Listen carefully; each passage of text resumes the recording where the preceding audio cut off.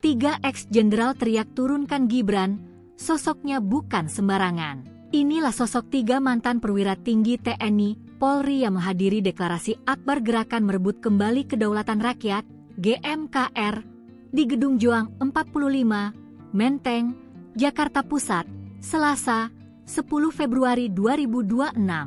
Mereka adalah mantan Kepala Staf Angkatan Laut Laksmana TNI Purnawirawan Slamet Soebijanto, mantan Wakapolri Komjen Pol Purnawirawan Oegroseno dan juru bicara Forum Purnawirawan Prajurit TNI, FEPNI, Laksma TNI, Purnawirawan Moeryono Aladin.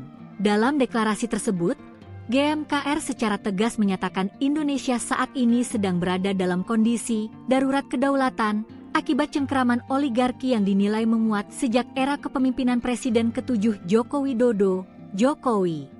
Bahkan salah satu poin mereka meminta adili Joko Widodo dan makzulkan Gibran Rakabuming Raka serta reformasi Kepolisian Republik Indonesia. Slamet Soebijanto adalah mantan KSAL pada era Presiden ke-6 Susilo Bambang Yudhoyono, SB.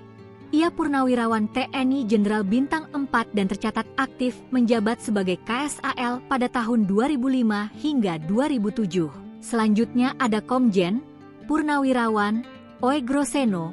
Kemampuannya yang brilian lantas banyak pihak yang menilai kala Kapolri menunjuk Oegroseno sebagai Kepala Divisi Propam Mabes Polri sangatlah tepat. Terakhir yakni Laksma TNI, Purnawirawan Moeryono, atau sering disebut Moeryono Aladin, adalah seorang purnawirawan perwira tinggi TNI Angkatan Laut yang aktif dalam mendukung kepemimpinan nasional.